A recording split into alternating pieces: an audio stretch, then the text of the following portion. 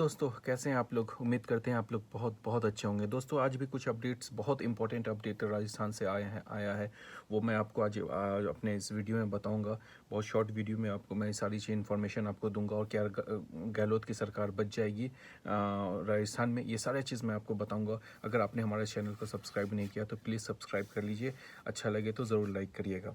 चलिए मैं आपको पॉइंट पॉइंट बताता हूँ आखिर क्या नया अपडेट्स क्या है। देखिए, सबसे पहले कि इस बीच में जब से कल की मीटिंग जब कांग्रेस की हुई, उसके बाद ये कांग्रेस के सारे विधायकों जो अशोक गहलोत के साथ थे उनको सबको एक होटल में शिफ्ट कर दिया गया। और जो भी उनके निर्दलीय भी उनके जो सपोर्टर्स जो थे सारे को उन्होंने एक होटल में शिफ्ट कर दिया है। ये सारी चीज़ें कल के बात हुई। इस बीच में कांग्रेस ने बहुत कोशिश की सचिन पायलट से मिलकर के बात करने की, सचिन पायलट को मनाने की, लेकिन सचिन पायलट कहीं से भी तैयार नहीं है। चाहे चाहे सोनिया गांधी हो, चाहे प्रियंका गांधी हो, किसी से भी बात करना नहीं चाह रहे हैं। चाहे राहुल गांधी, वो इस बार आर पार के मूड में, वो कहीं से भी बात ही नहीं करना चाह रहे हैं। सो ये बात अब बनती हुई दिख नहीं रही। इसी बीच कांग्रेस सचिन पायलट के जो विधायक जो उनके साथ है, 16 विधायकों बताया जा रहा है कि वो उनके साथ हैं। उन्होंने भी वीडियो एक जारी करके बताया कि हम इनके साथ हैं, सचिन पायलट के साथ। वो मनेसर में रुके हुए हैं किसी रिजॉर्ट में। उसके बीच में मैं आपको पॉइंट बाय पॉइंट सारा चीज़ बताता हूँ। सबसे पहला ये हुआ कि कांग्रेस ने आज फिर विधायक दल की बैठक बुलाई। उसमें सारा कुछ प्रस्ताव पास हुआ। उसमें सबसे पहले सचिन तेंदुलकर को डिप्टी चीफ मिनिस्टर से और सारे पोस्ट से उनको हटा दिया गया है। इवन प्रदेश अध्यक्ष से भी उनको हटा दिया गया है। उनके बदला में गोविंद सिंह को प्रदेश अध्यक्ष बनाया गया। सारी चीज़ों को और जो भी सचिन पायलट के साथ जो मिनिस्टर्स गए थे उनको भी उनके सारे पद से हटा दिया गया। Point number 1। पॉइंट नंबर 2, आखिर सचिन पायलट ऐसा कर क्यों रहे? सचिन पायलट को शुरू से चीफ मिनिस्टर बनना था। 2018 के रिजल्ट के बाद से ही, आपको अगर याद हो, मैंने पुराने वीडियो में भी अपने बताया था, वो चीफ मिनिस्टर बनना चाहते थे। जैसे ज्योतिरादित्य सिंधिया मध्य प्रदेश में बनना चाहते थे और यहाँ सचिन पायलट बनना चाहते थे। लेकिन ऐसा हो नहीं सका क्योंकि कांग्रेस आलाकमान का ये कहना था कि अशोक गहलोत का ये लास्ट टर्म है, इसके बाद पूरी जिम्मेदारी राजस्थान की सचिन पायलट के कंधे पे ही आएगी। तो सचिन पायलट उसके बाद पूरी तरह ओपन है चीफ मिनिस्टर के लिए। लेकिन सचिन पायलट को कहीं ना कहीं उसी बात से नाराजगी थी। उसके बीच में ज्योतिरादित्य सिंधिया जब उन्होंने कांग्रेस छोड़ा तो कहीं ना कहीं ज्योतिरादित्य सिंधिया और सचिन पायलट अच्छे दोस्त भी माने जाते हैं। बाज़ लोग कहते हैं बहुत अच्छे दोस्त हैं।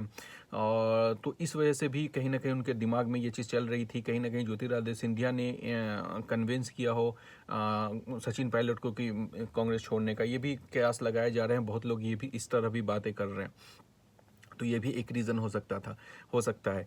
लेकिन अब इस बीच में बहुत लोग ये कह रहे हैं कि बीजेपी का रोल नहीं है, लेकिन मैं इसको सिरे से खारिज करता हूँ। बीजेपी का रोल इसमें बहुत बड़ा है। सचिन पायलट अशोक गहलोत से आज नाराज़ हैं तो कहीं ना कहीं इसमें बीजेपी का भी रोल है।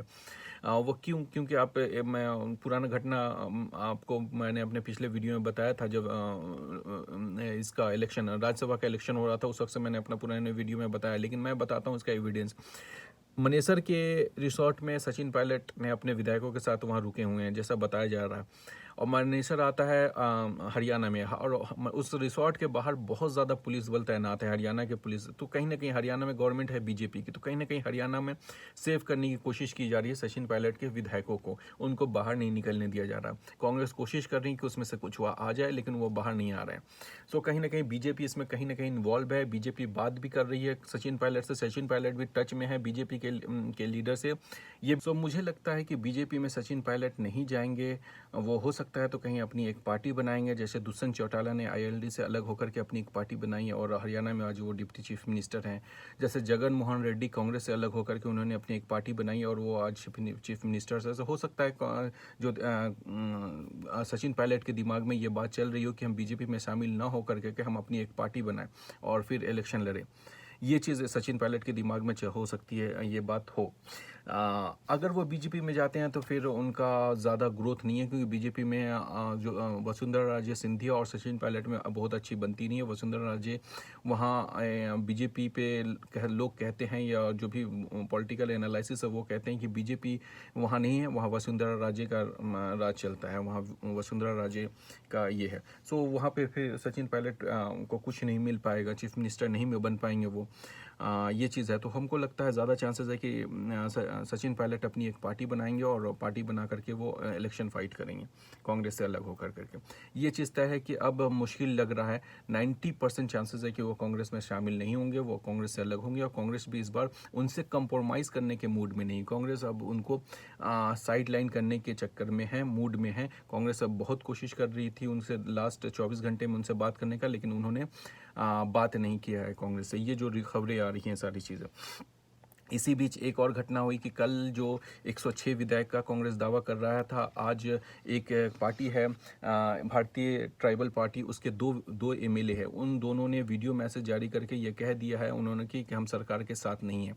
उनकी जो पार्टी है, पार्टी ये कह रही है कि ना वो बीजेपी के साथ है, वो ना इसके साथ है, कांग्रेस के साथ है। तो कांग्रेस की बहुमत धीरे धीरे डाउन होती जा रही है। अभी भी कांग्रेस के पास इतना बहुमत है कि वो बचा लेगी। कुछ खबरें के हिसाब से कांग्रेस के अपनी 88 एमएलए है, अपना उनका 88 एमएलए है, 10 इंडिपेंडेंट है, 2 जो सीपीएम के है वो, और एक पार्टी एक है आरएलडी की सीट्स। तो इतनी चीज़ें अभी कांग्रेस के पास है। इतनी कांग्रेस के पास लगभग 101 या 100 के आसपास अभी आंकड़ा है। तो वो हो सकता है तो वो अपनी गवर्नमेंट बचा लेगी। लेकिन ये गवर्नमेंट कब तक बचेगी, ये बहुत बड़ी बात है, क्योंकि एक 6 महीना 3 महीने के बाद फिर से ये खेल स्टार्ट हो जाएगा, क्योंकि मेजोरिटी बड़ी नहीं है, बहुत नैरो मेजोरिटी होगी। तो ये फिर से वो खेल स्टार्ट हो जाएगा। सो राजस्थान में तो ये कंफर्म है कि कुछ दिन बहुत ज़्यादा पॉलिटिकली रहने वाला है। सो ये सारी चीज़ें, बीजेपी ज़्यादा बड़ा खेल अभी नहीं कर पाएंगी बगैर सचिन पायलट के, क्योंकि बीजेपी के पास उतनी बड़ी मेजोरिटी नहीं है, वो मेजोरिटी के पास नहीं है, क्योंकि बीजेपी को अपनी 72 ही सीट आई थी और इलेक्शन में 2018 के इलेक्शन में, तो उनके पास 77 के आसपास है टोटल उनके सहयोगों का मिला करके। सो काफ़ी मेजोरिटी से काफ़ी दूर है। हाँ, अगर सचिन पायलट उनके साथ आ जाते हैं तो फिर उनका गेम बन सकता है। लेकिन सचिन पायलट जैसा दावा कर रहे थे कि उनके साथ 30 विधायक है, वैसा उनके साथ नहीं है। उनके साथ अभी 16 विधायक तो कन्फर्म है सचिन पायलट के साथ कांग्रेस के, और 2 निर्दलीय की भी बताया जा रहा है कि 2 निर्दलीय भी उनके साथ है। तो ये सारी चीज़ें हैं सचिन पायलट के साथ। अब देखते हैं आगे क्या होता है। राजस्थान में अशोक गहलोत इस बीच राज्यपाल से भी मिले हैं, उनको समर्थन पत्र भी दिया है। हो सकता है फ्लोर टेस्ट हो, या हो सकता है जितने भी एमएलए हो इन सबको व्हिप के जारी किया गया था, इन सब सारे को बर्खास्त कर दिया जाए, और स्पीकर इन लोगों को बर्खास्त कर करके हो सकता है नया इलेक्शन का ये भी कर दे, और बहुमत का जो आंकड़ा है वो घट जाएगा। तो फिर अशोक गहलोत हो सकता है तो चीफ मिनिस्टर अपना पूरी तरह बचा लेंगे। अशोक गहलोत जो है बहुत पुराने खिलाड़ी हैं, इसमें कोई डाउट नहीं है, और तभी आज उनके साथ इतने एमएलए भी टिके हुए हैं। कांग्रेस का सपोर्ट, कांग्रेस आलाकमान का कहीं ना कहीं सपोर्ट अशोक गहलोत के साथ अब ज़्यादा बढ़ता हुआ दिख रहा है, क्योंकि रणदीप सुरजेवाला भी वहीं हैं और वो लगातार बात कर रहे हैं सारे एमएलए से। सो ये सारी चीज़ें हैं, अपडेट है। आपको कैसा लगता है ज़रूर आप हमें कमेंट सेक्शन में बताइएगा। कोई भी इन्फॉर्मेशन हो कमेंट सेक्शन में शेयर करिए, और अगर आपने हमारे चैनल को सब्सक्राइब नहीं किया है तो प्लीज़ सब्सक्राइब करिए। जो भी अपडेट होगा मैं फिर आपको बताता रहूँगा। Thank you.